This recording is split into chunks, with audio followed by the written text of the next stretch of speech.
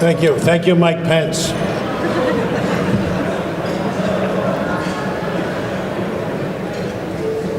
I want to tell a story here, and I want to tell a story here, and I need one person to especially pay attention.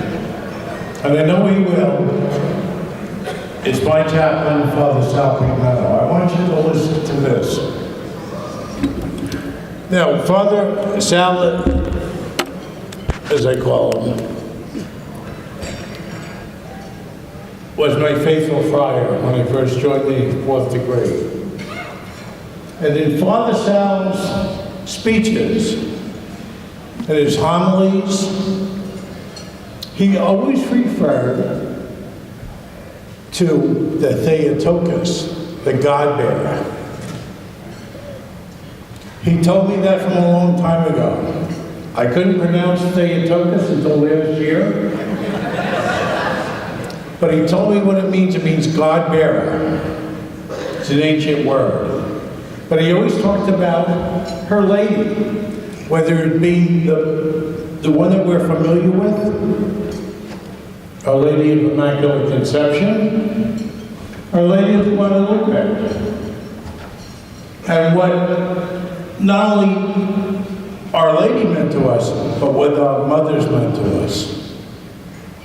He said, you learn from your mother's knee the prayers and hear your mother's voice before you were born, or you're growing up, and if they're departed, you'll always hear a voice. Thank you, Father, for that lesson.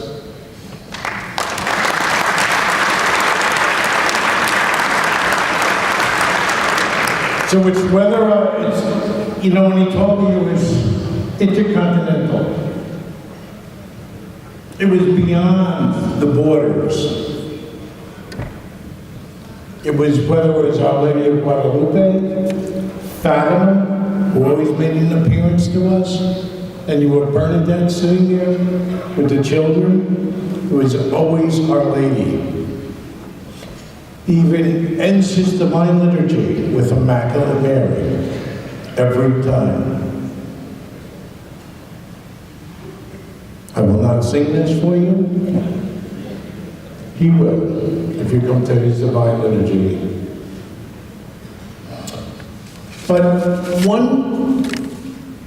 So as I listened to this throughout the years,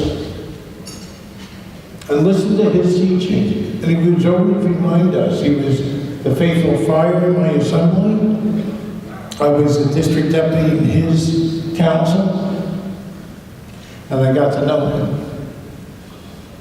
And he imparted that wisdom, that mother's love, to us each and every time. It was just incredible to hear that. And I wanted to tell him this story. He brought us from the ancient time, from the Theotokos, to Fatima, to Guadalupe, to whether it's Our Lady of Czestochowa. No boundaries, no time period, infinity.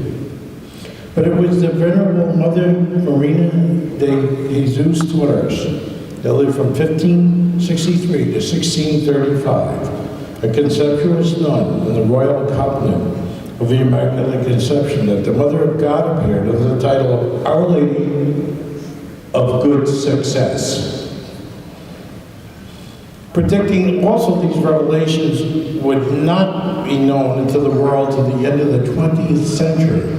So it's in modern times, something we can relate to, something we can take back, something that's not foreign, something that's real. And so it came to pass. The story of the apparition was virtually unknown outside of Ecuador until 1999, when a small book published under the title, A Lady of Good Success. Prophecies of our time. Since then, the devotion has been spreading steadily. The revelations of Our Lady of Good Success were first approved by the Catholic Church in the early 17th century. Shortly after the statue bearing the title, which was sculpted under the command of the Blessed Virgin herself.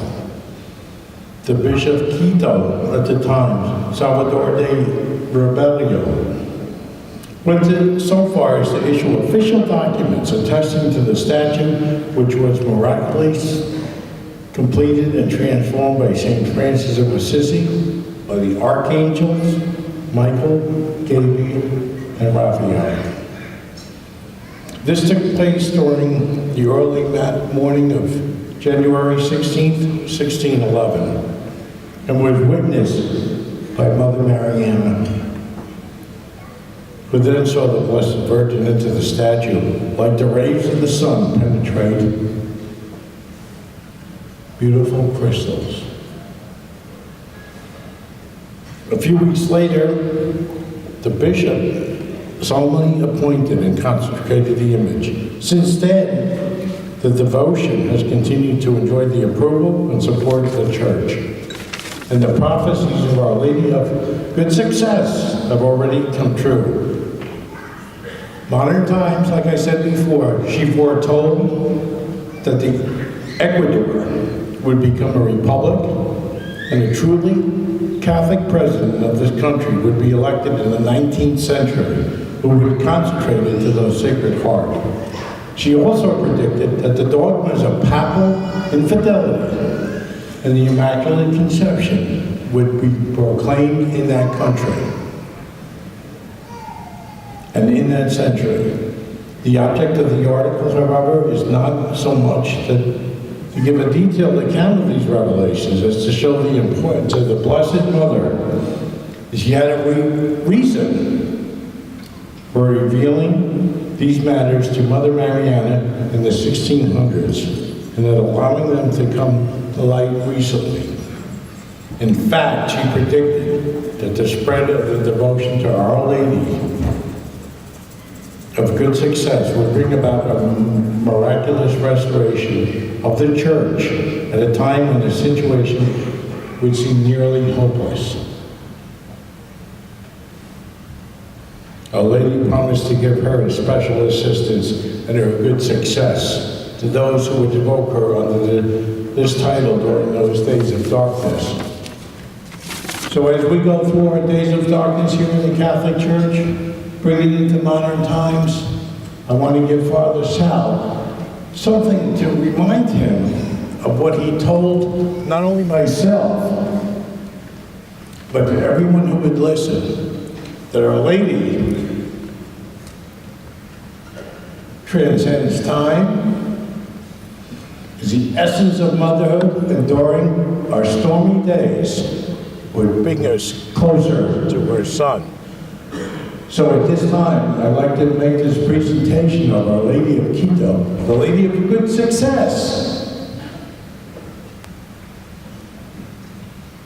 to our state chaplain, Father Sal, for reminding us that a mother's love and Our Lady's love is never ending, and it brings us into the 20th century and beyond, from the Theotokos to the future.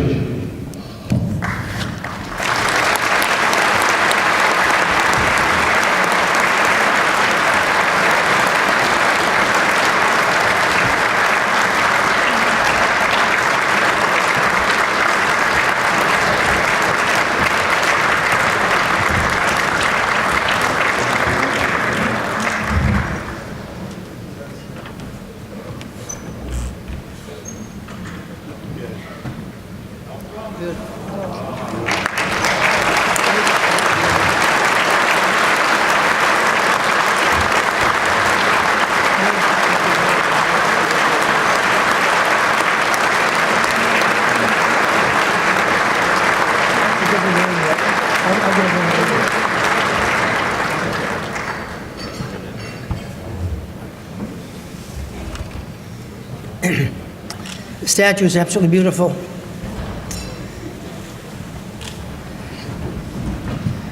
I thank the State Deputy for honoring me so well and so much.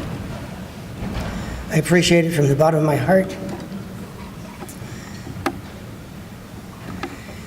Being a state chaplain has been a great gift to me. And it's been a gift not because I wanted to be a state chaplain, but because I wanted to make known to you all what the Catholic Church is. I wanted to bridge the gap so that we could experience, as St. John Paul II says, breathe with two lungs. For the Church has two lungs, east and west. And I hope you have enjoyed at times breathing from that other lung. Because with both lungs, we have the completeness of the Church. We have the completeness of the Church of Jesus Christ. And because of that completeness, the graces of God are monumental. The graces of God are filled with tradition, with worship, with liturgy, with family, with sharing Jesus Christ, with two lungs, two liturgies, but one God, one faith, one mother.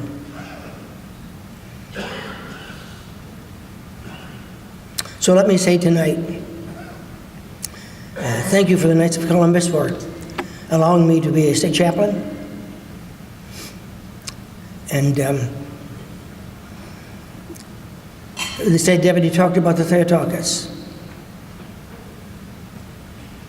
And with the statue, the only thing I can say is to remember what Jesus said on the cross to John. Behold thy mother. Thank you very much.